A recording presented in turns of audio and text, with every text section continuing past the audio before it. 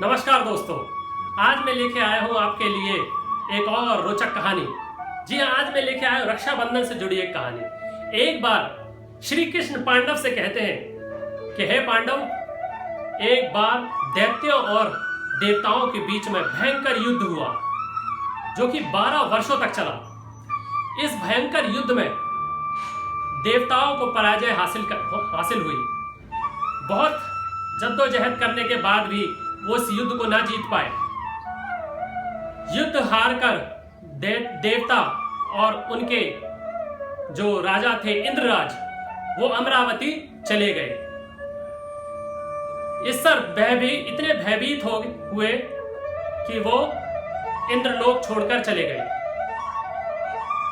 दैत्यराज ने वहां पर अपना राज्य स्थापित कर लिया और तीनों लोकों में ये घोषणा कर दी कि देवी देवता यहां सभा में, इंद्र सभा में ना आए, नहीं तो अच्छा नहीं होगा। इंद्रराज बड़े व्याकुल हो उठे और अपने गुरु बृहस्पति जी के पास जा पहुंचे।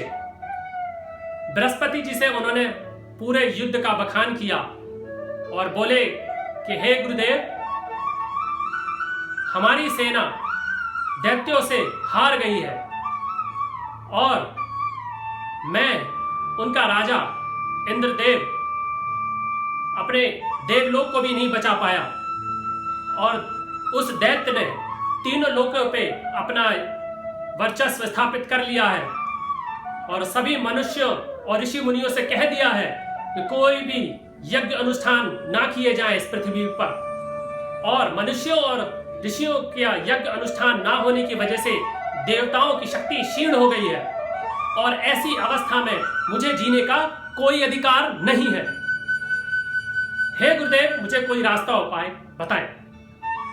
बृहस्पति जी ने उनकी ऐसी हालत को देखकर उन्हें एक रक्षा सूत्र बताया और कहा कि आप श्रवण मास में प्रातः काल यज्ञ अनुष्ठान कीजिए और इस मंत्र उच्चारण के साथ रक्षा सूत्र को अपने हाथ में बांधिए और युद्ध क्षेत्र में जाइए।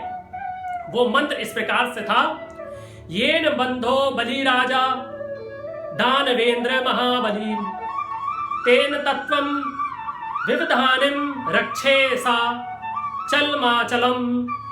और इस मंत्र उच्चारण के साथ ऋषि मुनियों ने इस यज्ञ अनुष्ठान को संपन्न किया। इसके बाद वो रक्षा सूत्र उन्होंने इंद्रराज के दाहिने हाथ में बांध दिया। फिर उस रक्षा सूत्र के साथ जब इंद्रराज युद्ध के मैदान में दैत्यों से लड़े तो उसके डर से, उसके भय से सारे राक्षस भाग खड़े हुए और देवताओं की फिर से विजय हो गई। और तभी से ये रक्षा सूत्र यानी कि रक्षा बंधन का जो प्रथा है वो प्रारंभ होती है। तो दोस्तों, आप सभी को रक्षाबंधन की हार्दिक शुभकामनाएं। इस भाई बहन के पावन और देवीय त्योहार को आप सभी के लिए बहुत बहुत राजेश आर्या की शुभकामनाएं। आप सभी स्वस्थ हो, व्यस्त हो, मस्त हो। जय हिंद, जय भारत, हैप्पी रक्षाबंधन। धन्यवाद, फिर मिलेंगे।